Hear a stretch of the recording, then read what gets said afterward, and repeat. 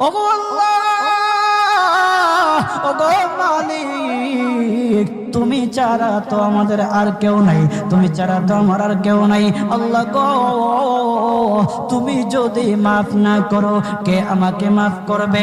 তুমি যদি মাফ না করো কে আমাকে মাফ করবে? তুমি যদি আমাকে মাফ করো তাহলে তোমার কোনো দিকে কমবে না, তুমি যদি আমাকে মাফ না করো তোমার কোনো দিকে বাড়বে না। আল্লাহ গো, তুমি আমাকে মাফ করে দাও। সারাটা জীবন অন্যায় কাজ করেছি, সারাটা জীবন নাফরমানি করেছি, আমার কাছে কালেমার দাওয়াত কম আসে নাই, আমার কাছে কালেমার দাওয়াত কম আসে নাই, আমাকে লোকেরা কম বোঝায় নাই। ওগো আল্লাহ, তুমি আমাকে মাফ করে দাও। মাফ না করলে কোথায় যাব, কার কাছে যাব?